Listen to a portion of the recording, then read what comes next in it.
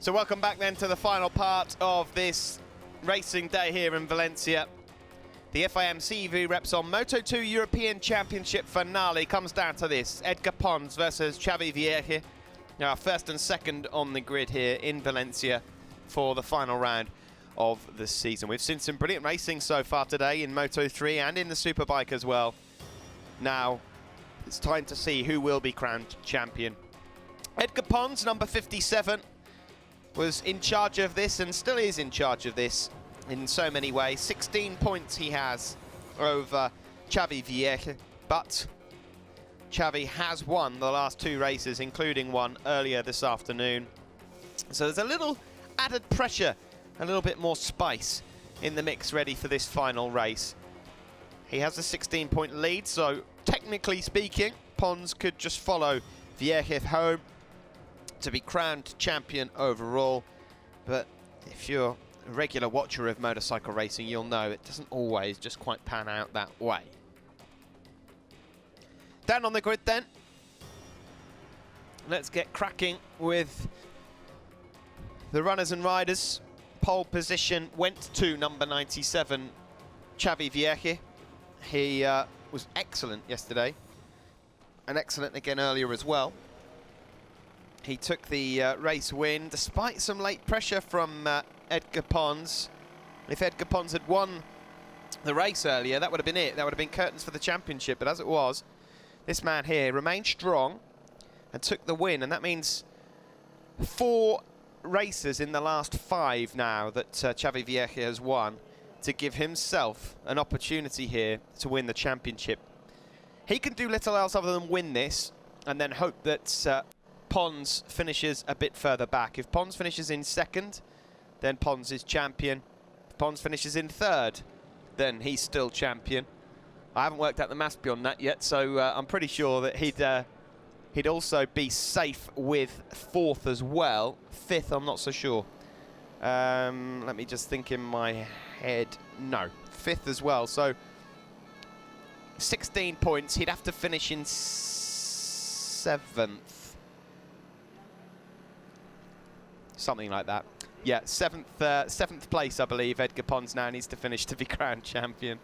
Haven't had much of a chance to work out the points because we've been non-stop in the commentary box since the start of play earlier this morning. 2 great Moto3 races, a good Moto2 race earlier as well. It doesn't look like this is going to feature anyone other than Vierge and Pons, although if anyone's going to get themselves in the mix, it'll be this guy. Luca Mayas, the Frenchman, who's been in the Moto2 Championship a few times and in World Supersport so far. Got himself on the podium in that first race. Obviously, he was in Jerez as well, but other than that, not competed in the championship this year. Very quick Frenchman. Wasn't able to stay in touch with the 2 leaders, but keep an eye out for him.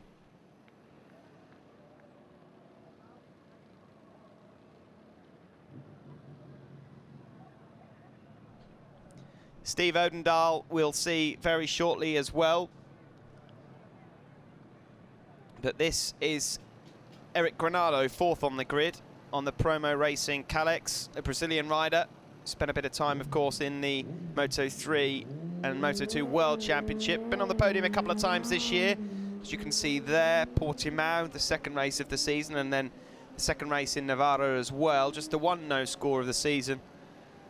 But still a youngster, still got plenty of time ahead of him, but I think this move, myself and Greg Haynes agree that it's been the wise decision for Eric to get himself some racecraft and at the front end of this championship. 5th on the grid. Well, earlier on it was Tetsuta Nagashima, but he had a big crash outside turn 6, a high side. Red flag came out. I'm pleased to say, here he is. He's on the grid. So he took a trip to the hospital. I'll tell you what, you can take him out of a race, but you can't keep him off a bike, can you? He has had some big crashes, you know, in his career at Nagashima, but he keeps on coming back, and he was excellent in Jerez just a couple of weeks ago. I'm pleased to see that he's back on the grid again, although I'm sure he'll be feeling a little worse for wear after that big high side earlier on. So he's 5th on the grid, ahead of French rider Alan Tescher, the 21-year-old, who you may recall Started in the 125 GP Championship a few years back, went on to Moto3, and then the last couple of seasons has been in this CEV Repsol Moto2 Championship. 2 podiums so far this year, a couple of pole positions for him as well. The podiums coming at Catalunya and Navarra, race 1.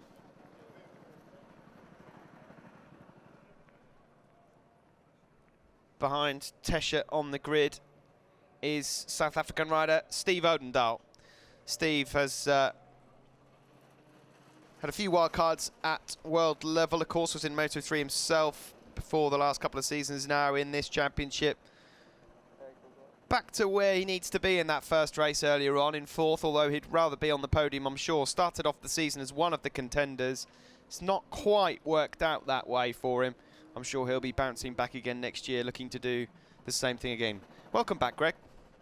Thanks very much, Steve. Here we go again. 20 past 3 local time now here. Well, 21 minutes past 3 to be precise here in Valencia. And it's just beginning to cool down a little bit now. The sun, of course, will be setting later on this evening. There's a surprise. And I can see it's actually going down at the moment, because I just realised, I know you're laughing at me, but as I started to say the sun will be setting, it's pretty obvious, isn't it? It usually does most days.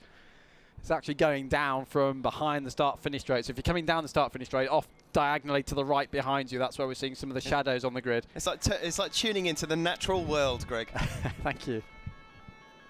I mean, it is there it is. There's the sun just shining through the picture there. David Attenborough better watch out.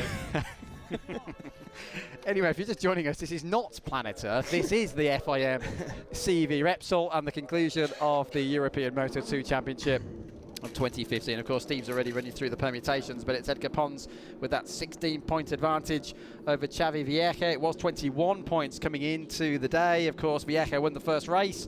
Pons was second, so that's 5 wins apiece now for those 2 Spaniards.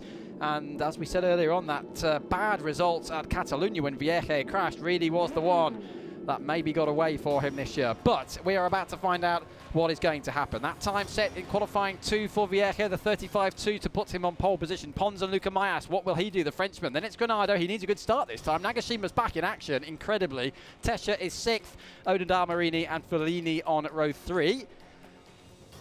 And then Rosley for Malaysia will start 10th, and it's Gradinger and Eki for Indonesia there. Batan is the French rider in 13th position. Ramirez, he's going for stock 600 honours. Gabriel Ruggi for Italy. Stig Varsen, Lucono and Morales are 16th, 17th and 18th. And then a real mix again further on in the field. Xavi Cardeluz there, for example, is from Andorra. We've got Adrian Pitet from Switzerland and his compatriot directly behind him on the grid. Frossard will start 26th. And look how big this field is, all the way down to the back of row 13. So it's a massive, massive field of 39 riders for this final race. Race 11 of 11, as you can see at the top of the screen there, for the Moto2 European Championship of 2015. Well, I've done my maths, and I can confirm Edgar Pons needs to finish in 6th place or better to be crowned the Moto2 champion here. That's if Xavi Vieja wins the race overall. Vieja could win the race and Edgar Pons could finish in 7th, but that would mean they'd be locked on points. And obviously, if Vieja won that race, it means he'd actually win the championship on count back of the most wins in the season. But it's unlikely to end like that. But it's worth remembering anyway, just in case. We expect to see Vieja and Pons crawling off into the distance. Pons could quite happily here just sit behind Vieja. I suppose the big question is here, Greg. Xavi Vieja has shown the pace, has shown that he's the quick man, he can win the race, no problem. But you could argue, well, that's all he can do and just hope for something else. But in a race where these two are so dominant, is that all he can do? Or does he try and put a bit of pressure on Edgar Pons here and get himself involved in a tasty battle? Because just simply winning the race here isn't good enough.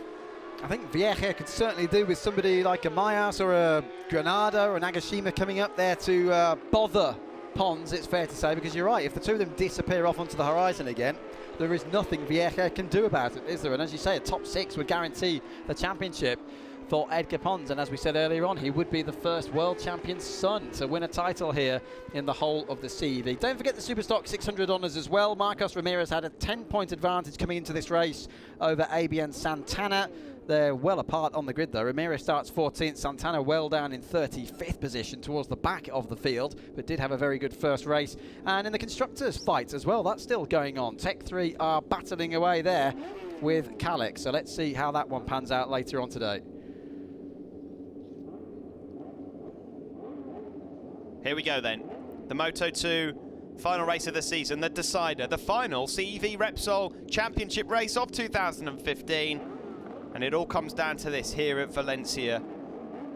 Eyes on the lights in the top left corner, and the two men first and second. Mayas got a really good start earlier on and does the same again here, but all three men at the front in truth got away very well. Vier here at the moment it is that's going to get the whole shot down into turn one ahead of Edgar Pons, and Odendahl's got a good start as well, and Alan Tescher, Vieche's teammate, has come into third place. Now that could be crucial. It certainly could, and we saw a marvellous example of team orders in the Superbike race earlier on today. So let's see what those two Tiger Bank riders can do. Eric Granado up the inside, there was almost contact there. Certainly Granado or Odendahl very much involved, and there was almost contact there. Somebody's gone down, as you can see. Marzel's running out onto the Doohan corner at turn 2. Let's see what's happened further back, but clean start then for Vieche. He's done all he needs to do, and Pons is indeed under pressure. Well, Vieja at the moment doesn't look like he's going to be backing Edgar into any trouble. Edgar's causing himself a few problems there, a bit wide and a bit wild as Luca Mayas tries to close in on him. But Vieja, what an opening lap this has been. He's already got a good 5-6 tenths up. Further back there, what happened here into turn 2? So difficult to go in there and out of there with everyone upright. And there's a couple of bikes that have gone down there. I think one of them was Nicky Coates, so the Brit has gone down on the Stratus Team Ariane bike. Nicky Coates down out of the race, couldn't quite catch the other one, I'm afraid. It was very similar though, wasn't it, to what happened in the World Championship Moto2 race here 7 days ago. We had a few riders going down, didn't we, in a very nasty looking incident in exactly the same place on the first lap of the race. Xavi Vieja leads, then Edgar Pons is in that solid second position. It'd be great to see a replay as well of turn 2 for the leaders, because there was so nearly contact which pushed back the second of those two Tiger Bank bikes, of course, and it is Vieja with the advantage. Mayas is up there in that third position at the moment, so it's Odendahl false. It was Odendahl who dived through on the inside and pushed Tesche back. Where is Alan Tesche? He's down into 6th position behind Luca Marini as well. What an opening lap that was from Xavi Vieja. Look at that, 7 tenths quicker than anyone else. Brilliant stuff from him. Edgar Pons at the moment safe in second. Now this would be perfect for Edgar at the moment. If he can run off and get himself a lonely P2, he will not mind at all. This is the battle for third. Number 90, green helmet, Luca Mahies. And then you've got 44, Steve Odendahl there, the South African rider, red bike. This is your race leader though. Xavi Vieja, number 97, up ahead of Pons. Yes, and the second of those yellow bikes there in the train, currently 5th, is indeed Luca Marini, the 18-year-old on the number 10 bike. Of course, came through the ranks in the Italian CIV Moto3 Championship, 6 podiums in that one for him back in 2013, up into the CEV last year in the Moto3 class, and then up to Moto2 for this 2015 season. Marvellous start then for Vieja. It's almost as though he's just going to try and pull away then and hope something dramatic happens to Edgar Pons, for Vieja's sake, of course, to be able to win this title. As Steve said earlier on, if Vieja wins the race, he needs Pons to finish 7th or lower in order for this man to claim the title. It is a very long shot. It is a long shot, and by the way, just in case you're wondering, oh, what happens if Pons was to go down or something happened to Pons? Technically speaking, I believe that Vieja would have to finish inside the top 2 still to get the championship, because third place would level it on points, but I think that Pons has had the better results overall throughout the season. But anyway, we won't worry about that for now. That's a long shot, to say the least. At the moment, Edgar Pons is doing exactly what he needs to do. He is okay, not quite close enough to Vieja here, but he's got a good 3/4 of a second over this man at the moment, Luca Mayas, and then there's Steve Odendahl, followed by Luca Marini, who got wiped out with race 1. Not anything to do with him, not his fault at all, but that really cost him in his fight to try and get himself into the top 3 of the championship overall. I've got to say about Luca Mayas, it's pretty impressive what he's doing, isn't it? The French Supersport champion in his home country last year. He's been in World Supersport this year with 2 different teams. He's had several podium finishes. He's been up there on the front row of the grid a few times as well. Wild card in the Moto2 World Championship here in Valencia last weekend, and now here in the Moto2 European Championship as well. He's a busy, busy boy, is Luca Mayas, and he's now looking to cement a place, a full-time ride on the World Supersport starting grid for 2016. And of course, we have had some big names coming up through World Supersport over the last few years, most notably, of course, relating to Grand Prix racing. Cal Crutchlow, he won the World Supersport title in 2009 and then moved up into Grand Prix racing just a few years later, of course. And Sam Lowes. Oh, indeed, I apologise. Of course, Sam Lowes, 2013 World Supersport champion, and look what he's doing. He's got a MotoGP contract in his pocket already a few years down the line.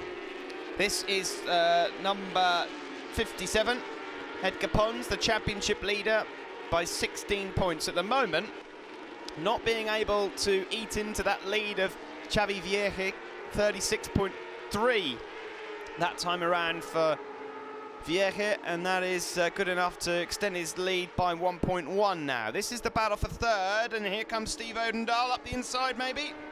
He was almost through at turn one, wasn't he? He's got to be very careful though. Luca Marini right up behind him. Marini, don't forget, the half-brother of Valentino Rossi. He was fourth, certainly coming into the championship at the beginning of the day. He's fifth at the moment, and this is a wonderful scrap actually going on for fourth in the championship. If they swap positions here, it won't be enough for Marini, because at the moment Odendahl is on 110 points, Marini's on 105, so 5 between these two, and they're battling over fourth and fifth position. So this is 13 points for fourth versus 11 for fifth.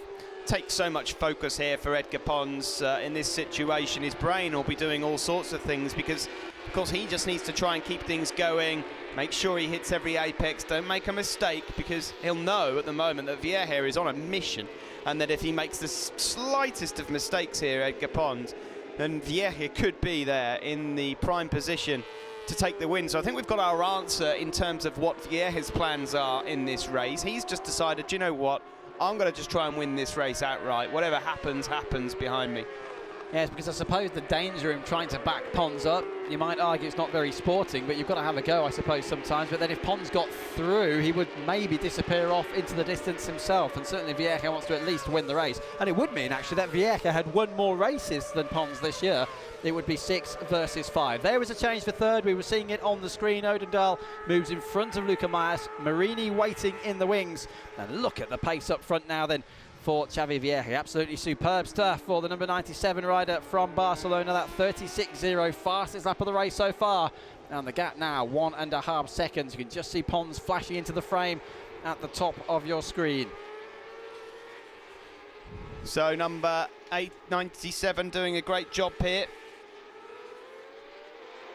Xavi Vierge on that Tech 3 bike. Not a bike that has gone particularly well at World Championship level in the last couple of years, although Xavi will be looking to put that right. He's certainly got some experience on it now. He's been racing it at World Championship level and in the CV this year, and he will join up with Isaac Vinales for 2016.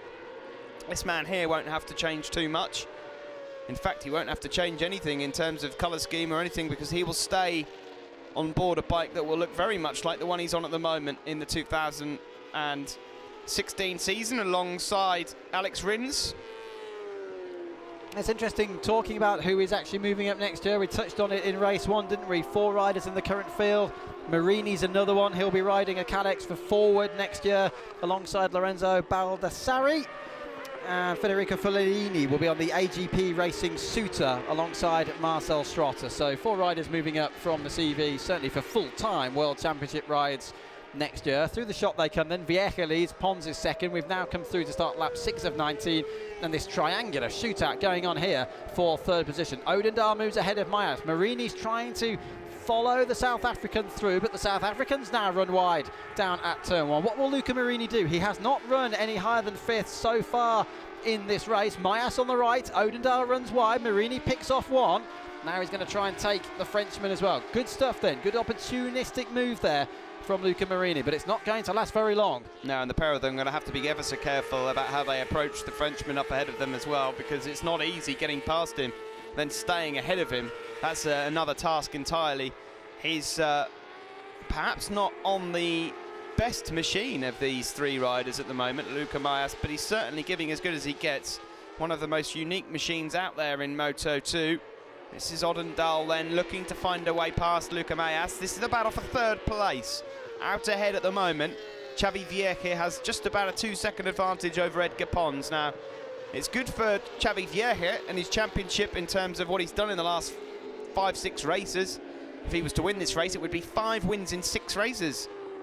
But Edgar Pons would be champion based on such brilliant early season form.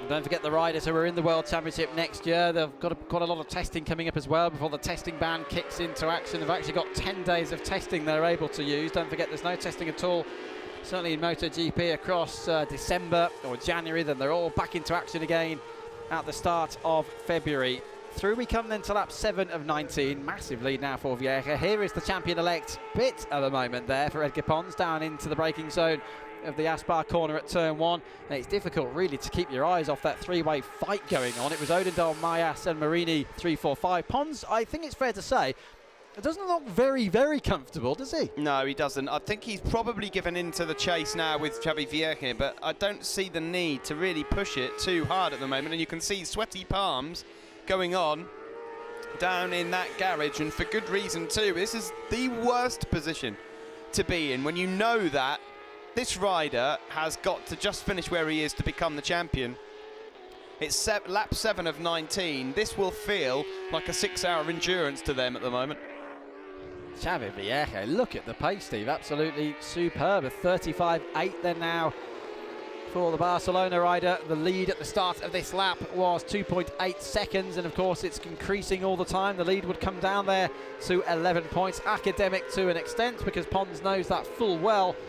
Second position would confirm the championship for him. In the background there, I notice Odendal is in front of Luca Mayas. Marini still right up behind them in 5th position. So a good race here for the Pons squad, it must be said, to be running around in 2nd and 5th positions at the moment. And then there's a big train coming down through turn 13, and another train, but much further back in the pack.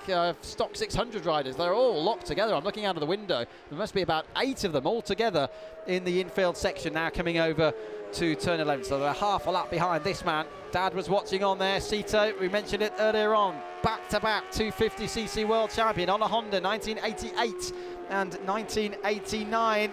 And here comes Edgar, one of his 3 sons. Of course, Axel, already a well-known name in the World Championship. And Axel, incidentally, he's had a rather strong end to the year, hasn't he? He was on the front row of the grid for the Australian Grand Prix. He had another strong performance after that as well.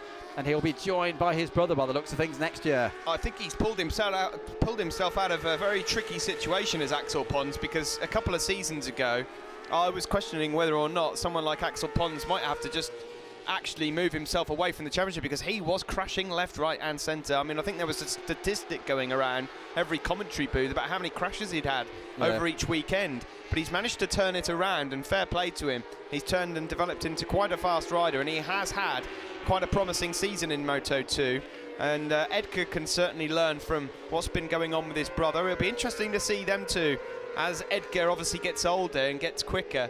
It might not be too long before Edgar and Axel are actually fighting it out properly. Maybe it will be as soon as next year. It was interesting, wasn't it, with Axel? Because if you think back to 2013, a lot of insiders were saying, Sito, what are you doing now? Allow him to go off to another team. This isn't helping that he's got his dad over his shoulder all the time. He was up against Paul Espargaro and Tito Rabat as well, wasn't he? So big competition within the team that particular season. Certainly since he switched teams, and certainly, of course, nothing against Sito Pons and his operation. It's just being proven they can still win with one of their own family members, and they're going to win this title quite convincingly if it stays like this. But promising stuff, to say the very least, for the Pons family. Sito then, of course, watching on here from the pit wall. Incidentally, unlike at Jerez, Sito doesn't actually have a corner named after him here in Valencia. In terms of motorcycling greats, you've got an Aspar corner, Duan, Nico Tirol, Ankel Nieto, and of course Champiereros. I wonder how long it'll be before we have a few more Lorenzo corners and a few more Marquez corners, because I think that's coming in the very near future. Spain continue to develop such fantastic motorcycle riders.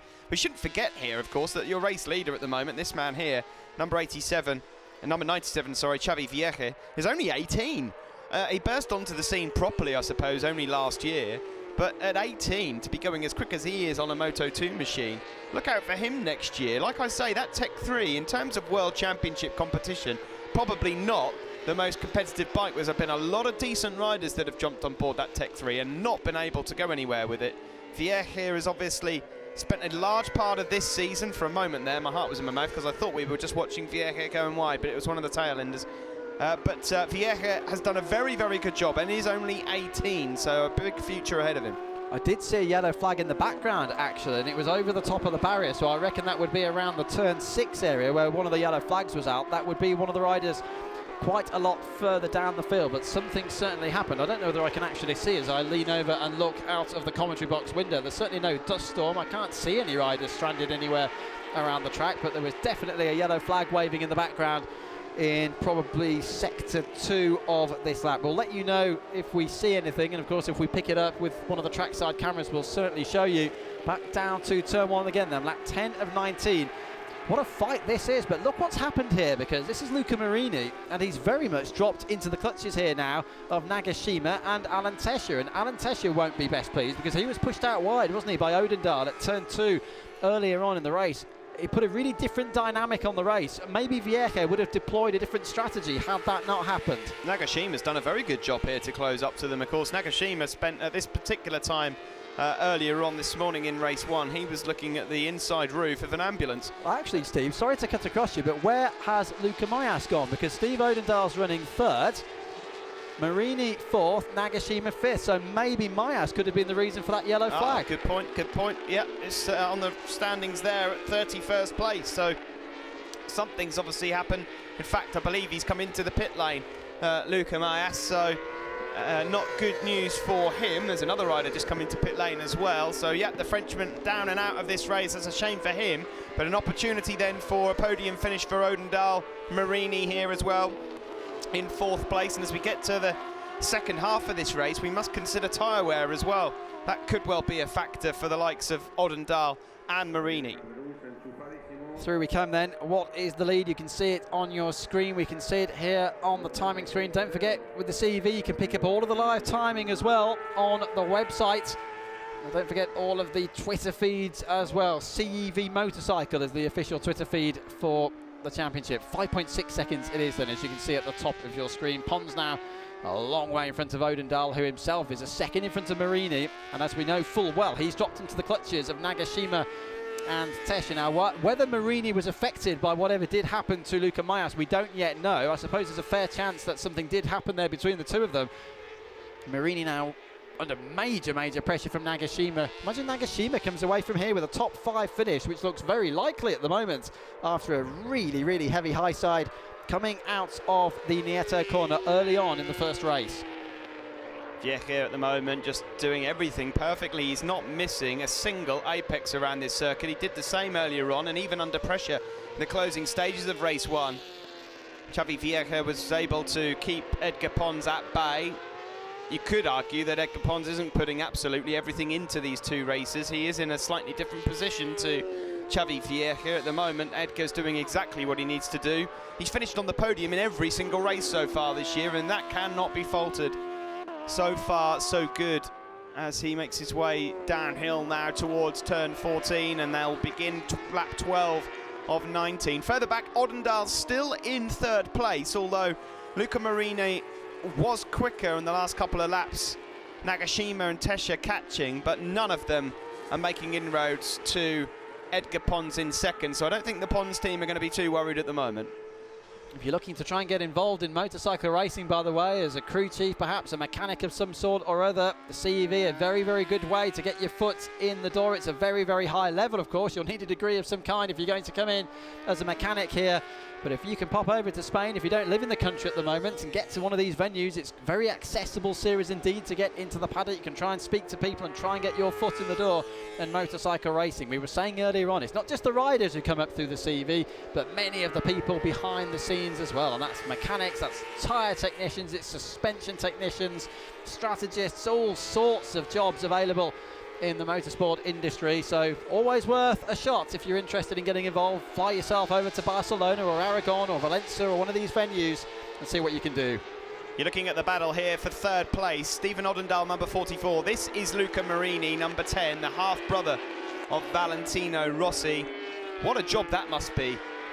You know, if you're pretty handy on a motorcycle, to have a half-brother like Valentino Rossi, the pressure that he must have had in the last 2 or 3 years must have been absolutely epic.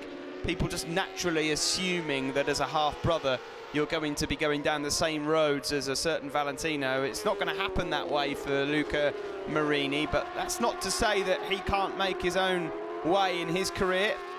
It's good though, I suppose, from another point of view, that he's not actually got the Rossi surname, because it removes some of that pressure, doesn't it? Obviously there's good and bad in terms of sponsorship. Very, very good to have some very famous surname, but it also takes away some of that pressure the likes of Remy Gardner, for example, would have had to put up with. And I'm not saying it's a negative thing, because of course there's many, many positives. But when you do have a world champion surname, for obvious reasons, there's going to be that extra element of pressure. You're looking here at Tetsuta Nagashima, number 72 on the TSR Telluro Kalex. What a fantastic ride it was from him in Jerez just a couple of weeks ago. So entertaining to watch. He was backing it in at every opportunity. Brilliant to watch, and I'm glad to see that he's actually out racing in this after what was quite a large high side earlier on. And then there's just behind him the teammate to race leader Vieja, Alan Tesha, in 6th. Yes, and it's another world champion son, Edgar Pons, who's very much on target for this title. He's running around in 2nd position at the moment with only a handful of laps to go here in Valencia. There's Odendaal then coming through the shot. Marini, Nagashima, Tesha, and now Eric Granado's joining in as well. So he's in 7th position on his Kalex, and he's eyeing up a potential top 5 perhaps here. After 2 difficult races, I think it's fair to say today. Started 4th on the grid, having a terrible start to the first half, well, the first part, I should say, of race 1. Not a very good start in the second part of race 1, or indeed in race 2 here this afternoon, because he started 4th, currently down in 7th position. It is true to say there have been a few incidents going on that he's had to avoid, but now he's pushing hard to see whether he can crack into the top 5. In the meantime, some way up the road, this man Xavi Vieja comes through to start lap 14. So at this stage of the race and the way things are going, Pons will have won the title, but Vieja would have won more races this year. He's just lapping within 2 or 3 tenths of his fastest lap each time. I mean, it's almost a bit Lorenzo-like this. He's not going wrong. I've been watching him so many times, and I can't tell you how difficult this is. He's on the edge here. This isn't just cruising around, short-shifting his way around this Valencia circuit. He is at the moment doing 1:35s. He's half a second off the lap record that's been set in the World Championship by Tom Luthi. He is pushing this bike, and yet it doesn't look like he is at all. He's making it look so easy. He's not going wrong. His braking mark is absolutely identical every time. He's hitting every apex. Just brilliant stuff from him. And Edgar Pons at the moment, like we said before, there's nothing to say that Edgar can't match the pace of Xavi Vieja, but at the moment there's no point. He can win the championship just by staying where he is in 2nd. It's that lovely feeling now that a rider gets when everything is going according to plan. I don't think this is a lovely feeling at all for Edgar Pons. I would imagine that every lap is feeling like a year at the moment. This will not be lovely. He will be praying for a checkered flag to come out now. But a lovely situation to be in nonetheless, well, yes, I suppose. I know what you mean. He'd take it at the start of the year, that's for sure. Yeah, no, that's true. It must be horrible apprehension at the same time, because if he drops it, it's gone, isn't it? With Vieja up in the distance, we know, as you say, he could lap so much quicker as we come through to start lap 15. 4 to go then in Valencia. What's happening in the background? Well, it was Odendaal still in 3rd at the start of the lap, but there's all sorts of movement. Look at them all. Is Odendaal still in 3rd position as they cross the line? Yes, he is. Marini's right up behind him. And Marini now attacking Steve Odendaal and coming through lap 15. Luca Marini on the podium at the moment. Marvellous move from Valentino Rossi's half-brother. Would be 2 Pons riders on the podium if it stays like this. Odendaal, I thought he was going to dive back up the inside. Marini's closed off the apex. Bit of a moment, but great move by Luca Marini. Has he been saving that rear tyre by just holding station earlier on in the race? Yeah, there's only been it's only happened once this year, 2 Pons bikes on the podium in the same race. That was at Catalunya, the start of the year, when Luca Marini got his only podium of the season and managed to finish in 2nd place. So Marini at the moment looking good here. What a way to end the season this would be. Give you so much confidence going into the winter as well. We were talking about it yesterday, Greg. It's so many of these riders out here that you cannot fault their bravery as he runs wide there and allows through Steve Odendaal and almost another as well. Nagashima almost takes advantage. Marini had a bit of a moment. Yes, these riders can all go fast. They can all wind the throttle on as easy as anyone else, but it comes down to talent, and then of course that thing inside the helmet, the head, and mindsets can change the way racers run, and it's like that out front at the moment. Xavi Vieja obviously on top of the world, won a lot of races, full of confidence, got nothing to lose. Therefore, he's able to pump in these laps. Edgar Pons may well be able to go as quick, but he's got that worry at the moment of, if I make a mistake here, this is all over. And it's just amazing how things can change in bike racing. And of course, the mistakes that can be made. Who's going to finish third here, though? That's the big question. Odendahl at the moment, then ahead of Marini. Then it's Nagashima, the red bike, with a 72. Great move in the background we saw there from Eric Granado. Came through on Tesha at the last corner. Tesha's repaid the favour down the start-finish straight, so they retain their positions at the moment. 6th and 7th there at the back of the train. And I must say, full marks to Nagashima last time round. He did a very, very good job to avoid contact with Luca Marini after the latter's error coming out of turn 8. I was fearing that Marini might not have a chance of taking that third position, but he seems to be homing back in again on Steve Odendahl, who looks to be struggling now in the closing stages of this race. Look, they're eating up the distance between the South African and the Italian at the moment. It's the number 44 on the Kalex versus the number 10 on a Kalex, down into the left-hander at 8. This is where Marini ran wide last time round. You could throw a blanket over this battle going on for the final podium position of the season. Look, another very strange line for Odendahl out of the left-hander into the right. 5 of them locked together. I think Marini knows he's got a very, very strong chance here of grabbing this second podium finish of the season. It would be his first third-place finish in the Moto2 European Championship. As you said, he finished second earlier on in the year, but he's never finished third. I've got my eyes on that number 72 at the moment, Nagashima, because the shapes that he was making on that motorcycle 2 weeks ago in Jerez, he will go sideways through them if he has to. If there's a chance of another podium here for the Japanese rider after what happened in race 1, he will go for it. And obviously just there to pick up the pieces should it all go wrong. At the moment, 89 Tesha and 51 Eric Granado, still all in touching distance of each other. Out front is still Vieche, still lapping in the mid, well, it's actually the low 36s now. He can afford to do that. From Pons, he's got about a 8-second lead. Pons himself is a good 10 seconds ahead of this group. Yeah, it's just 3 laps to go. Marini sizing up Stephen Odendahl now.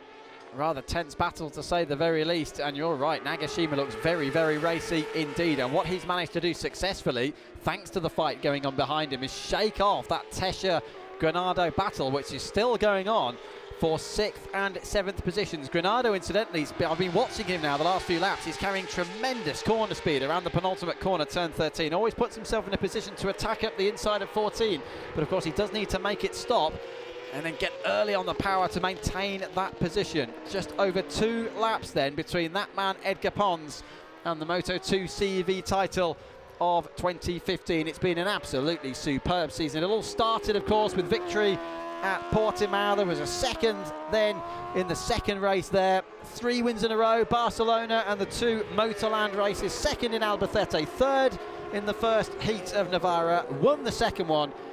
Third in Jerez 2 weeks ago, and then began the day here in Valencia with second to Xavi Vieche. That's going to happen again by the looks of things, but it will be enough to pick up the title. Well, we were saying earlier, you know, what is it like to be a 9 times, the half-brother of a 9-time world champion? Well, what is it like to be the son of a hero of Spain, a 2-time world champion? That can't be easy either, especially when you've got an older brother racing as well. But Edgar Pons has dealt with this championship very well so far. You're looking at a decent battle here going on for third. Luca Marini has it again at the moment. This is the race leader, though. Xavi Vieche coming up on some back markers already. I've got to say, very low attrition in the race as well here this afternoon, which is superb news. It was running a bit late because of red flags earlier on. The first Moto2 race was red flagged. The first Moto3 race saw a red flag as well for an incident in that one.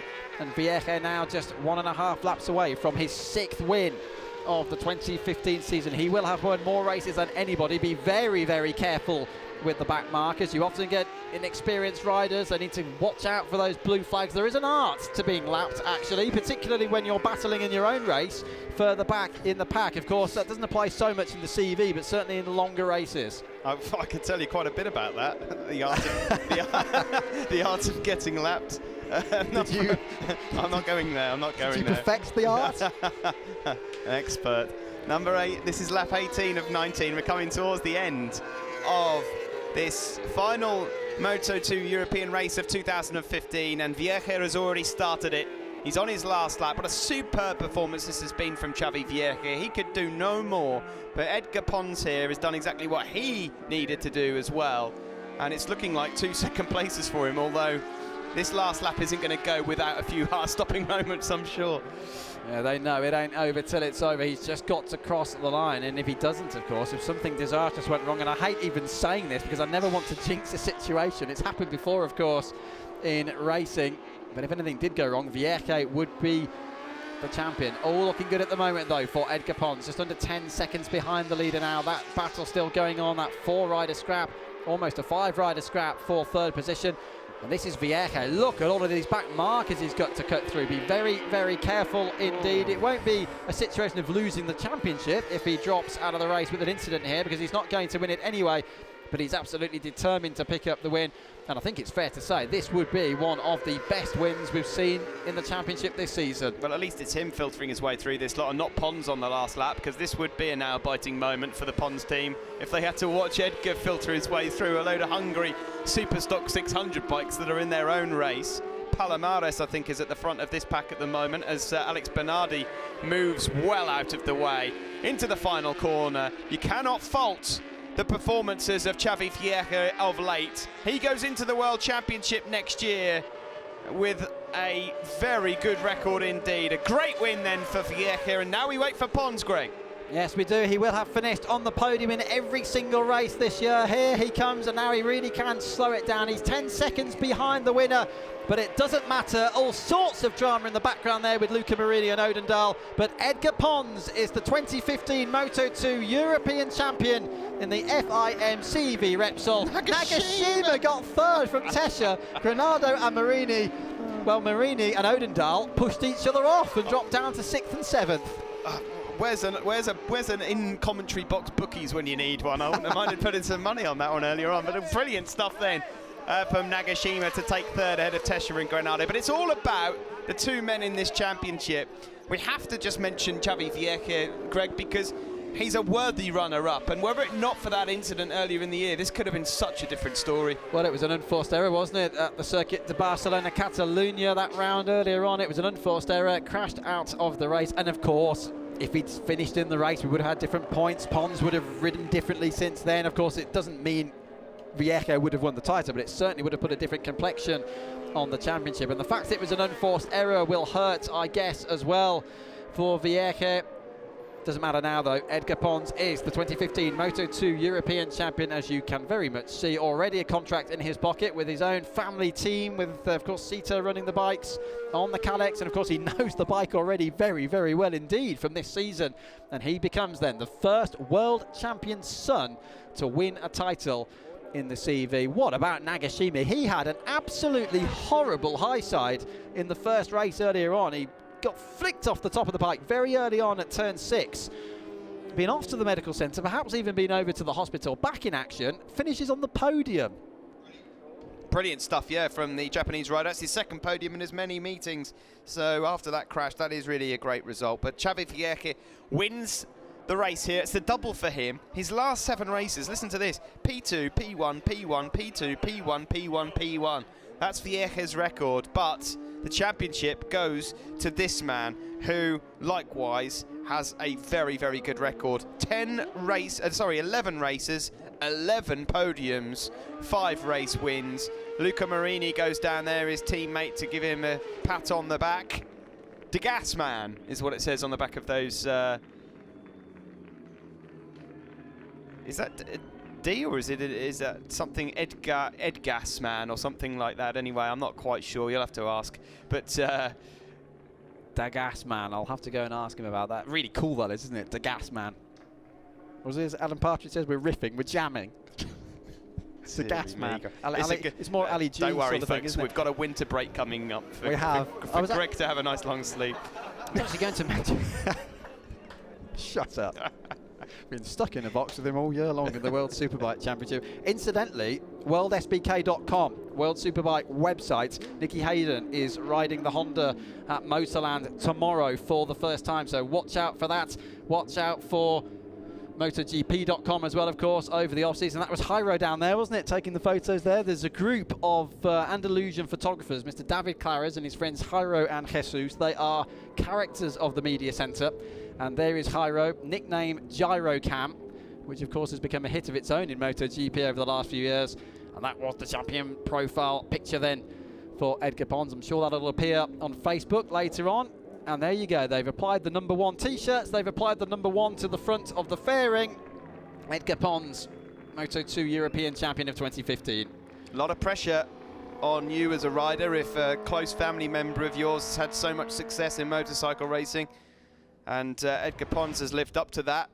This is a moment earlier on in the race between Odendaal and Marini into the last corner. How on earth has Marini stayed on board? It was like some sort of Scalextric. It was like scene that we just saw there. That was very bizarre indeed.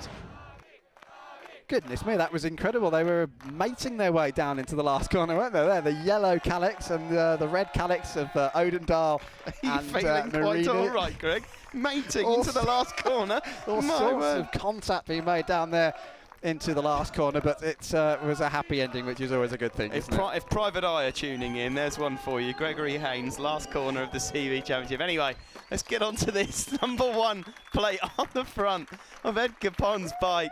And he is the gas man. He's won it. He's taken the championship ahead of Xavi Vieja. And it's really nice to see that Xavi Vieja's still got that big smile on his face. Of course, he's won the race, so he's very happy indeed. Edgar Pons has done very well here. 2 solid second-place finishes, although he had a few people worried at a few stages this weekend. Xavi Vieja wins it then, another one for him on the Tech 3 machine. Edgar Pons second, and Tetsuta Nagashima benefiting from that rather odd moment going into the last turn to take third ahead of Tesha, Granado, Marini, Odendaal, Fellini taking 8th, and Dimaseki, the Indonesian, in 9th place.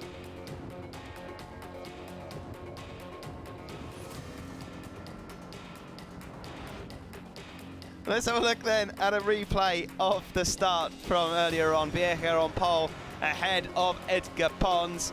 Mahia trying to get himself off to a good start. It was Tesha that got him to third in the early stages. Let's just see a replay then of this bit into turn 2. There was a crash further back, but out front, Tesha really did fall under some pressure, and it was, I believe, Nagashima and Mahia, yes, that managed to get themselves up ahead of Alan Tesha, who fell back. Luca Marini there, you can just see in the background, number 10, making progress in the stages of that race as well.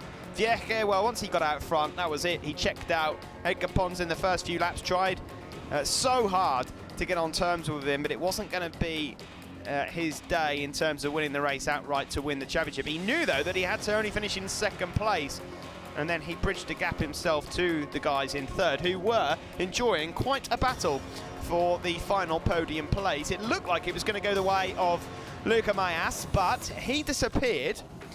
Steve Odendaal then took up third place, and, well, a big battle formed. Luca Marini, number 10, brought along to the party with him Tetsuta Nagashima, Alan Tesha, and Eric Granado.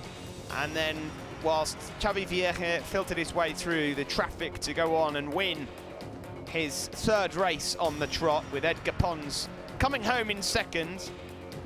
Third place in the end would go to Nagashima, courtesy of this rather unique moment going into the final turn. How on earth they both stayed on board, I do not know. But it is about this man that finished in second twice today. He's done enough. He's gone on the podium for every single race in 2015. Edgar Pons is the CEV Repsol European Moto2 champion of 2015, and will move on to the World Championship scene next year with this series in his pocket. By the way, winner of the stock race, finishing in 16th place overall respectively, Marcos Ramirez again. He picked up the glory there.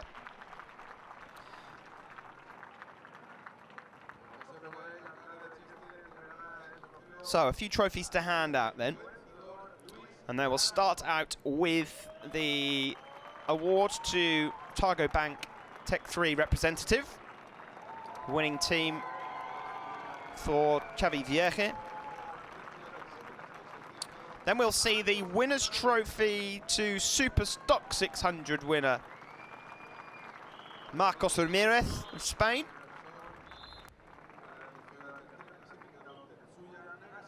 And now third place to Tetsuta Nagashima. What a result this is for Nagashima having been in an ambulance at the end of race 1, or at the end of lap 1 on race 1.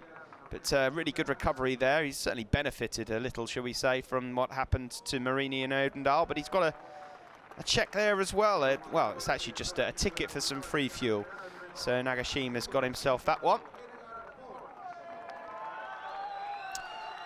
Second place goes to the new champion. A massive smile on the face there of Edgar Pons. 2 second places here today and a 100% record of podiums in 2015. But what about this guy? 18 years of age and another win. 3 on the trot for Xavi Vierge. He did everything he could. In the end, it wasn't quite enough.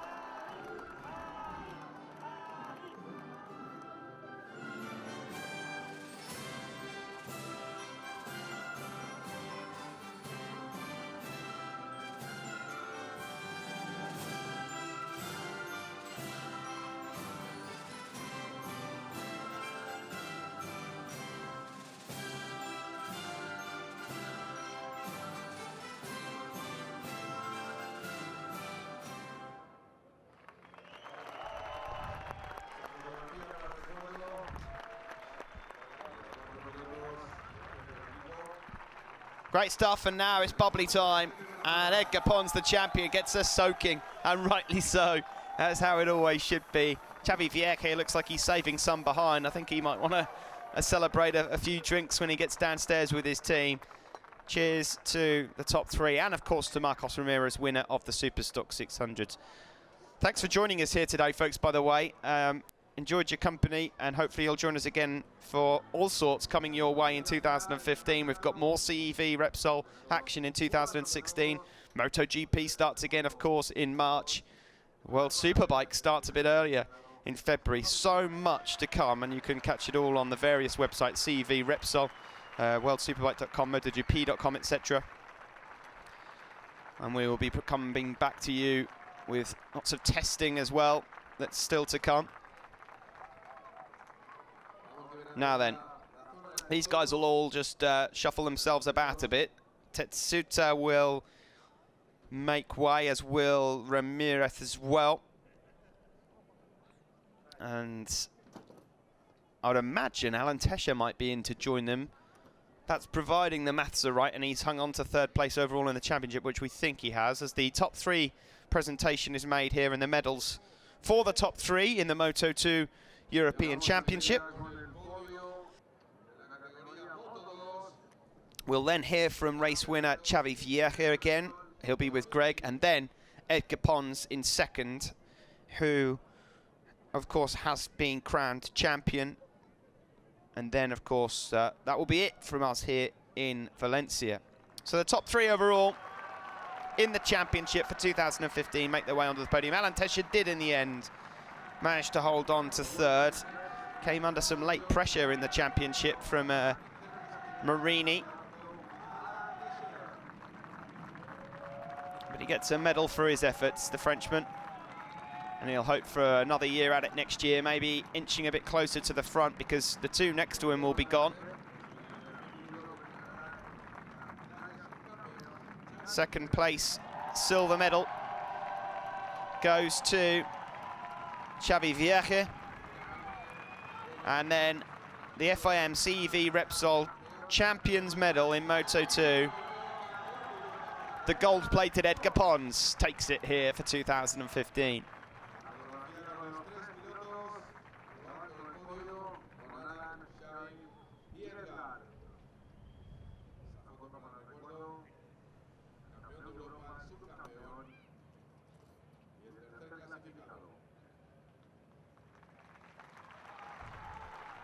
We just saw it on your right hand of your screen there a moment ago, the championship standings. We'll get a better look at that in a moment. These guys are getting their photos taken, and then they'll get prepared to talk to Greg.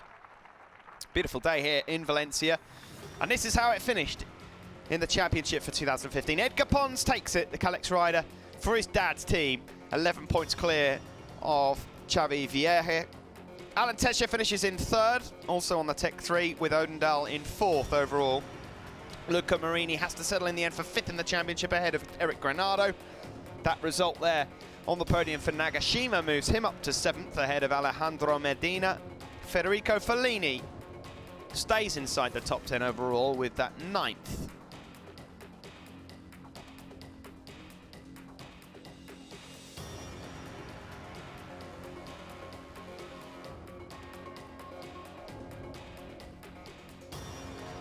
Thibaut Bertin on the Suter, 10th place for him in the championship ahead of Swiss rider Adrian Pitet. Ramdan Rosli of Malaysia was 12th ahead of Dimaseki.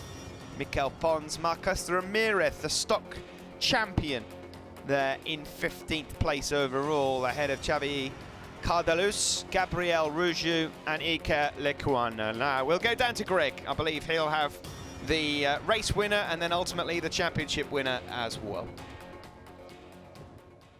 Xavi Vieja, congratulations, you've done the double here in Valencia. You've actually won more races than Edgar Pons, who's won the championship this year, and you've done everything you could do today.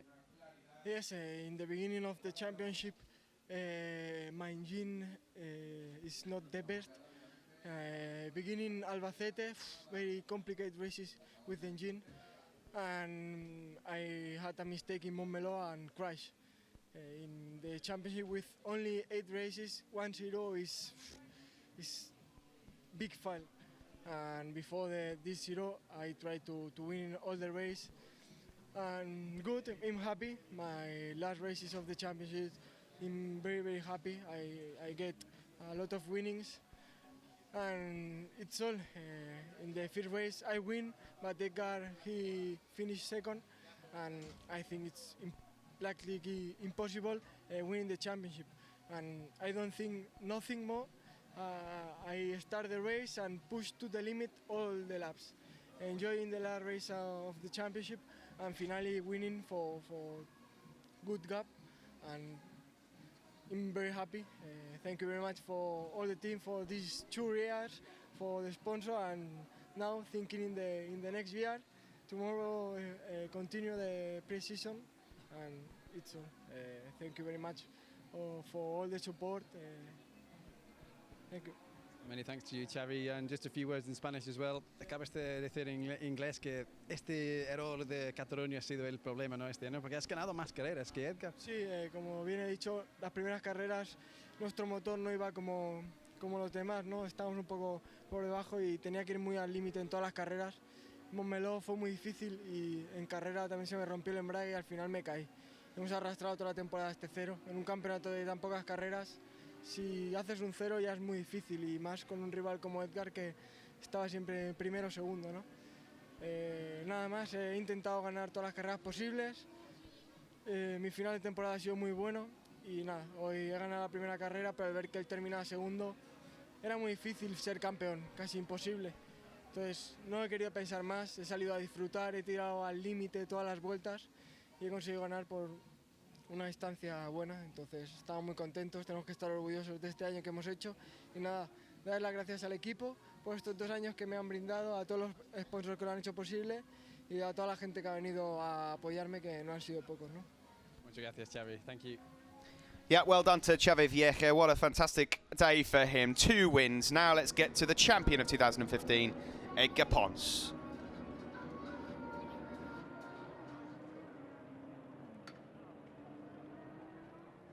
Edgar Pons, the 2015 FIM CV Repsol Moto2 European champion. Edgar, of course, Xavi won more races this year in the end, but you knew you only needed to finish second here this afternoon. Congratulations.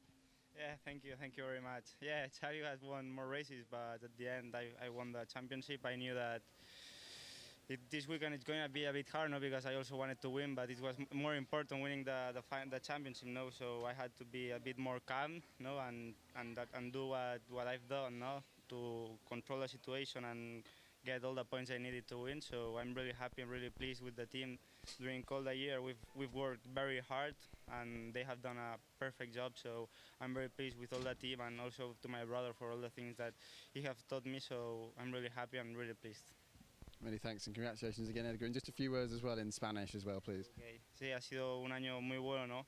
Donde hemos trabajado muy duro desde el principio, desde las primeras carreras ya hemos estado ahí adelante, y la verdad es que estoy muy contento, ¿no? Estoy muy contento con cómo hemos trabajado con el equipo, como la moto ha respondido, y la verdad es que muy contento, y dar las gracias a todo el equipo y sobre todo también a mi hermano por todas las cosas que me ha enseñado y por todo el apoyo que me ha dado, y muchas cosas que sé ahora son gracias a él, así que muchas gracias, y bueno, y ahora ya pensando en la temporada que viene. Muchas gracias, Edgar. Thank you again, Edgar. The first son of a world champion to win a title in the FIM CV Repsol. That's it then from the 2015 Championships. Thanks very much for joining us, and we'll see you all, whatever championship you're following, in 2016. From Gregory Haynes and myself, Steve Day, thanks for joining us.